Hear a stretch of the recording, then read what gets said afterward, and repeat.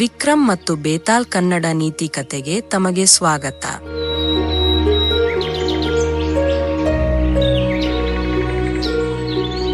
ಬಹಳ ಹಳೆಯ ವಿಷಯ. ದಾರಾನಗರದಲ್ಲಿ ಗಂಧರ್ವ ಸೇನೆ ಎಂಬ ರಾಜನು ಆಳುತ್ತಿದ್ದನು. ಅವನಿಗೆ 4 ರಾಣಿಯರಿದ್ದರು. ಅವನಿಗೆ 6 ಗಂಡು ಮಕ್ಕಳಿದ್ದರು. ಅವರು ತುಂಬಾ ಬುದ್ಧಿವಂತ ಮತ್ತು ಬಲಶಾಲಿಯಾಗಿದ್ದರು. ಪ್ರಾಸಂಗಿಕವಾಗಿ ಒಂದು ದಿನ ರಾಜನು ಮರಣ ಹೊಂದಿದನು ಮತ್ತು ಅವನ ಸ್ಥಾನದಲ್ಲಿ ಅವನ ಹಿರಿಯ ಮಗ ಶಂಖನು ಸಿಂಹಾಸನದ ಮೇಲೆ ಕುಳಿತುಕೊಂಡನು. ಅವನು ಕೆಲವು ದಿನಗಳ ಕಾಲ ಆಳಿದನು, ಆದರೆ ಕಿರಿಯ ಸಹೋದರ ವಿಕ್ರಮನು ಅವನನ್ನು ಕೊಂದು ಅವನೇ ರಾಜನಾದನು. ಅವನ ರಾಜ್ಯವು ದಿನದಿಂದ ದಿನಕ್ಕೆ ಬೆಳೆಯುತ್ತಾ ಹೋಯಿತು ಮತ್ತು ಅವನು ಎಲ್ಲಾ ಜಂಬೂದ್ವೀಪದ ರಾಜನಾದನು.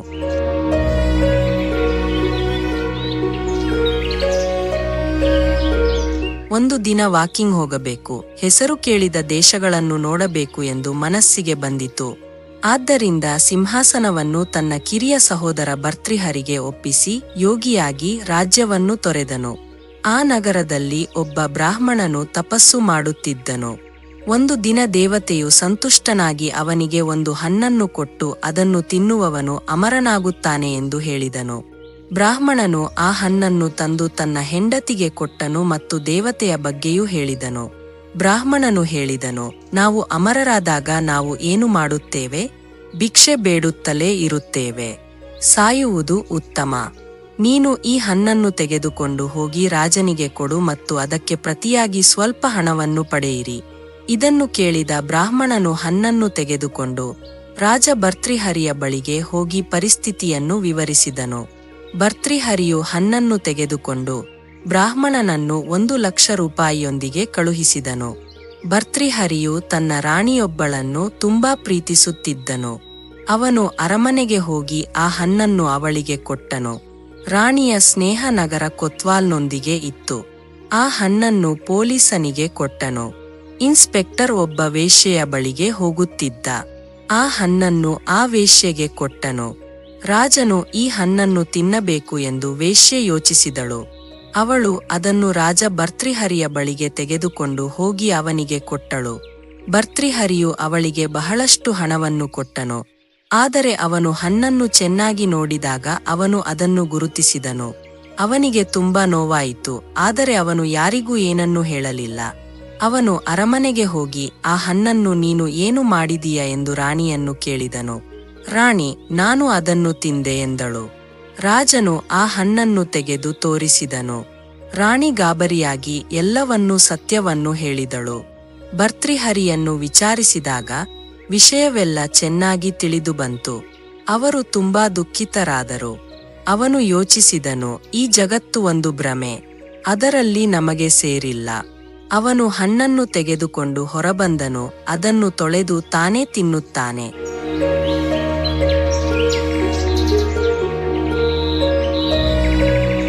ನಂತರ ಅರಮನೆಯನ್ನು ತೊರೆದು ಯೋಗಿಯ ವೇಷ ಧರಿಸಿ ತಪಸ್ಸು ಮಾಡಲು ಕಾಡಿಗೆ ಹೋದನು. ಭಾರತೀಹರಿಯು ಕಾಡಿಗೆ ಹೋದಾಗ ವಿಕ್ರಮನ ಸಿಂಹಾಸನವು ನಿರ್ಜನವಾಯಿತು. ರಾಜ ಇಂದ್ರನಿಗೆ ಈ ಸುದ್ದಿ ತಿಳಿದಾಗ ಅವನು ದಾರಾನಗರದ ಕಾವಲು ದೇವರನ್ನು ಕಳುಹಿಸಿದನು. ಅವರು ರಾತ್ರಿ ಮತ್ತು ಹಗಲು ಅಲ್ಲಿಯೇ ಇದ್ದರು. ಭರ್ತೃಹರಿಯು ಅರಮನೆಯನ್ನು ತೊರೆದು ಕಾಡಿಗೆ ಹೋಗುತ್ತಿರುವ ವಿಷಯ ತಿಳಿದ ವಿಕ್ರಮನು ತನ್ನ ದೇಶಕ್ಕೆ ಹಿಂದಿರುಗಿದನು. ಮಧ್ಯರಾತ್ರಿಯಾಗಿತ್ತು. ಅವನು ನಗರವನ್ನು ಪ್ರವೇಶಿಸಲು ಪ್ರಾರಂಭಿಸಿದಾಗ ದೇವರು ಅವನನ್ನು ತಡೆದನು. ರಾಜನು, ನಾನು ವಿಕ್ರಮ್, ಇದು ನನ್ನ ರಹಸ್ಯ. ನಿಲ್ಲಿಸಲು ನೀವು ಯಾರು? ದೇವ್, ಈ ನಗರವನ್ನು ಕಾವಲು ಮಾಡಲು ರಾಜ ಇಂದ್ರನಿಂದ ನನ್ನನ್ನು ಕಳುಹಿಸಲಾಗಿದೆ. ನೀನು ನಿಜವಾದ ರಾಜ ವಿಕ್ರಮನಾಗಿದ್ದರೆ ಬಾ, ಮೊದಲು ನನ್ನೊಂದಿಗೆ ಹೋರಾಡು. ಇಬ್ಬರ ನಡುವೆ ಜಗಳವಾಯಿತು. ಸ್ವಲ್ಪ ಸಮಯದಲ್ಲಿ ರಾಜನು ದೇವ್ನನ್ನು ಹಿಂದಿಕ್ಕಿದನು. ಆಗ ದೇವರು, ಓ ರಾಜ್, ನೀವು ನನ್ನನ್ನು ಸೋಲಿಸಿದ್ದೀರಿ. ನಾನು ನಿಮಗೆ ಜೀವನದ ಉಡುಗೊರೆಯನ್ನು ನೀಡುತ್ತೇನೆ.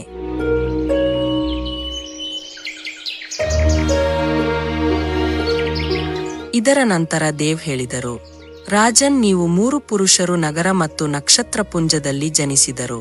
ನೀನು ರಾಜನ ಮನೆಯಲ್ಲಿ, 2ನೇಯವನು ಟೆಲಿಯಾಗಿ ಮತ್ತು 3ನೇಯವನು ಕುಂಬಾರನ ಮನೆಯಲ್ಲಿ ಜನಿಸಿದೆ.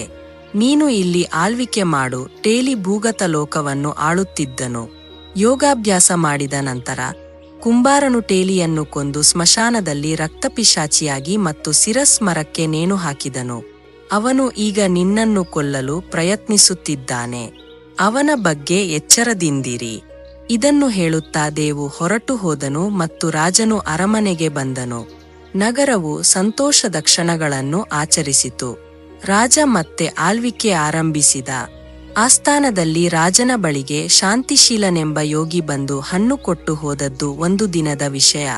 ದೇವ್ ಹೇಳಿದ ವ್ಯಕ್ತಿ ಅದೇ ಅಲ್ಲ ಎಂದು ರಾಜನಿಗೆ ಭಯವಾಯಿತು. ಅವನು ಹಣ್ಣನ್ನು ತಿನ್ನಲಿಲ್ಲ ಎಂದು ಯೋಚಿಸಿ ಅದನ್ನು ಗೃಹರಕ್ಷಕನಿಗೆ ಕೊಟ್ಟನು. ಯೋಗಿ ಬಂದು ರಾಜನಿಗೆ ಹಣ್ಣು ಕೊಡುತ್ತಿದ್ದ. ಆಕಸ್ಮಿಕವಾಗಿ ಒಂದು ದಿನ ರಾಜನು ತನ್ನ ಅಶ್ವಶಾಲೆಯನ್ನು ನೋಡಲು ಹೋಗಿದ್ದನು. ಯೋಗಿ ಅಲ್ಲಿಗೆ ಬಂದು ಹಣ್ಣನ್ನು ರಾಜನಿಗೆ ಒಪ್ಪಿಸಿದ. ರಾಜನು ಅದನ್ನು ಎಸೆದಾಗ ಅವನು ತನ್ನ ಕೈಯನ್ನು ಬಿಟ್ಟು ನೆಲದ ಮೇಲೆ ಬಿದ್ದನು. ಅದೇ ಸಮಯಕ್ಕೆ ಮಂಗವೊಂದು ಜಿಗಿದು ಅದನ್ನು ಎತ್ತಿ ಮುರಿದು ಹಾಕಿತು. ಅದರಲ್ಲಿ ಒಂದು ಕೆಂಪು ಬಣ್ಣವು ಹೊರಬಂದಿತು. ಅದರ ಹೊಳಪು ಎಲ್ಲರ ಕಣ್ಣುಗಳನ್ನು ಬೆರಗುಗೊಳಿಸುತ್ತದೆ. ರಾಜನಿಗೆ ಆಶ್ಚರ್ಯವಾಯಿತು. ಅವನು ಯೋಗಿಯನ್ನು ಕೇಳಿದನು, ನೀವು ಪ್ರತಿದಿನ ನನಗೆ ಈ ಕೆಂಪು ಬಣ್ಣವನ್ನು ಏಕೆ ನೀಡುತ್ತೀರಿ? ಯೋಗಿ ಉತ್ತರಿಸಿದರು, ಯುವರ್ ಮೆಜೆಸ್ಟಿ, ರಾಜ, ಗುರು, ಜ್ಯೋತಿಷಿ, ವೈದ್ಯ ಮತ್ತು ಮಗಳು ತಮ್ಮ ಮನೆಗೆ ಬರಿಗೈಯಲ್ಲಿ ಹೋಗಬಾರದು. ರಾಜನು ಮೇಲ್ವಿಚಾರಕನನ್ನು ಕರೆದು ಎಲ್ಲಾ ಹಣ್ಣುಗಳನ್ನು ಹಿಂದೆ ಆದೇಶಿಸಿದನು. ಮುರಿದಾಗ ಪ್ರತಿಯೊಂದು ಕೆಂಪು ಬಣ್ಣಕ್ಕೆ ತಿರುಗಿತು. ಇಷ್ಟು ಕೆಂಪನ್ನು ಕಂಡು ರಾಜನಿಗೆ ಬಹಳ ಸಂತೋಷವಾಯಿತು.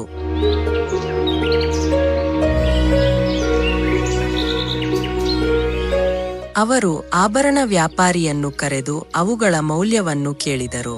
ಆಭರಣ ವ್ಯಾಪಾರಿ, ಸಾರ್, ಈ ಕೆಂಪು ಬಣ್ಣಗಳು ಕೋಟಿ ರೂಪಾಯಿ ಬೆಲೆ ಬಾಳುವಷ್ಟು ಬೆಲೆ ಬಾಳುವವು. ಪ್ರತಿಯೊಂದು ಕೆಂಪು ಬಣ್ಣವು ಒಂದು ರಾಜ್ಯಕ್ಕೆ ಸಮಾನವಾಗಿರುತ್ತದೆ. ಇದನ್ನು ಕೇಳಿದ ರಾಜನು ಯೋಗಿಯ ಕೈಯನ್ನು ಹಿಡಿದು ಸಿಂಹಾಸನಕ್ಕೆ ಕರೆದೊಯ್ದನು. ಯೋಗಿರಾಜ್, ನೀವು ಕೇಳಿದ ಕೆಟ್ಟ ಮಾತುಗಳನ್ನು ಬೇರೆಯವರ ಮುಂದೆ ಹೇಳುವುದಿಲ್ಲ ಎಂದನು. ರಾಜನು ಅವನನ್ನು ಒಬ್ಬನೇ ಕರೆದುಕೊಂಡು ಹೋದನು. ಅಲ್ಲಿಗೆ ಹೋದ ಯೋಗಿಯು ಹೇಳಿದನು, ಮಹಾರಾಜನೇ, ನಾನು ಗೋದಾವರಿ ನದಿಯ ದಡದಲ್ಲಿರುವ ಮಶಾಣದಲ್ಲಿ ಒಂದು ಮಂತ್ರವನ್ನು ಸಾಬೀತುಪಡಿಸುತ್ತಿದ್ದೇನೆ. ಅದು ನೆರವೇರಿದಾಗ ನನ್ನ ಆಸೆ ಈಡೇರುತ್ತದೆ. ನೀನು ಒಂದು ರಾತ್ರಿ ನನ್ನ ಜೊತೆಗಿದ್ದರೆ ಮಂತ್ರವು ಸಾಬೀತಾಗುತ್ತದೆ. ಒಂದು ಹಗಲು ರಾತ್ರಿ ನೀನು ಒಬ್ಬಂಟಿಯಾಗಿ ನನ್ನ ಬಳಿಗೆ ಕೈಗಳನ್ನು ಕಟ್ಟಿಕೊಂಡು ಬರಬೇಕು. ರಾಜನು ಒಳ್ಳೆಯ ವಿಷಯ ಎಂದು ಹೇಳಿದನು. ಇದರ ನಂತರ ಯೋಗಿ ದಿನ ಮತ್ತು ಸಮಯವನ್ನು ತಿಳಿಸಿದ ನಂತರ ಅವರ ಮತಕ್ಕೆ ಹೋದನು. ಆ ದಿನ ಬಂದಾಗ ರಾಜನು ಒಬ್ಬನೇ ಅಲ್ಲಿಗೆ ತಲುಪಿದನು. ಯೋಗಿ ಅವನ ಪಕ್ಕದಲ್ಲಿ ಕುಳಿತಿದ್ದರು. ಸ್ವಲ್ಪ ಹೊತ್ತು ಕುಳಿತ ರಾಜನು, ಮಹಾರಾಜರೇ, ನನಗೇನು ಅಪ್ಪಣೆ ಎಂದು ಕೇಳಿದ. ಯೋಗಿ ಹೇಳಿದರು, ರಾಜನ್, ಇಲ್ಲಿಂದ ದಕ್ಷಿಣದಲ್ಲಿ 2 ಕೋಸ್ ದೂರದಲ್ಲಿ ಮಶಾಣನಲ್ಲಿರುವ ಸಿರಸ್ ಮರದ ಮೇಲೆ ಮೃತದೇಹವು ನೇತಾಡುತ್ತದೆ. ಅವನನ್ನು ನನ್ನ ಬಳಿಗೆ ತನ್ನಿ. ಅಲ್ಲಿಯವರೆಗೆ ನಾನು ಇಲ್ಲಿ ಪೂಜೆ ಮಾಡುತ್ತೇನೆ. ಇದನ್ನು ಕೇಳಿದ ರಾಜನು ಅಲ್ಲಿಂದ ಹೊರಟು ಹೋದನು.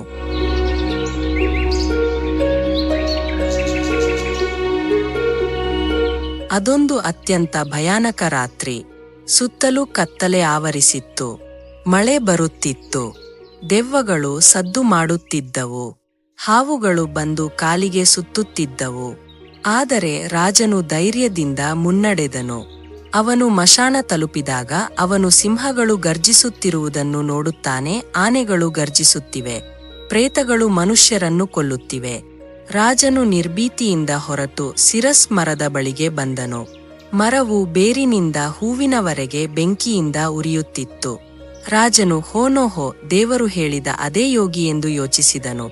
ಹಗ್ಗದಿಂದ ಕಟ್ಟಿದ ಶವ ಮರದಲ್ಲಿ ನೇತಾಡುತ್ತಿತ್ತು.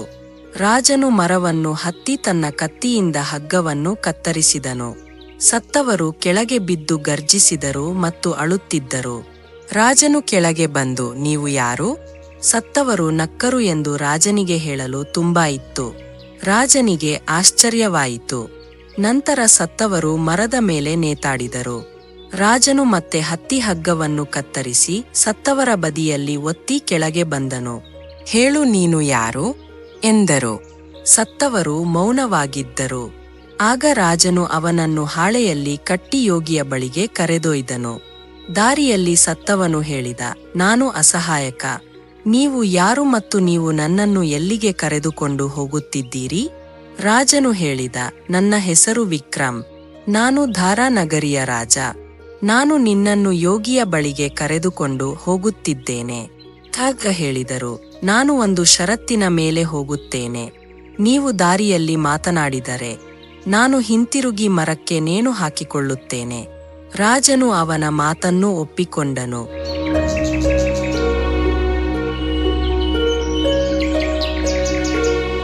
ಆಗ ಬೇಟಾಲ್ ಹೇಳಿದರು, ಬುದ್ಧಿವಂತರು ಬುದ್ಧಿವಂತರು ಮತ್ತು ಬುದ್ಧಿವಂತರು, ಅವರ ದಿನಗಳು ಒಳ್ಳೆಯದರಲ್ಲಿ ಕಳೆಯುತ್ತವೆ.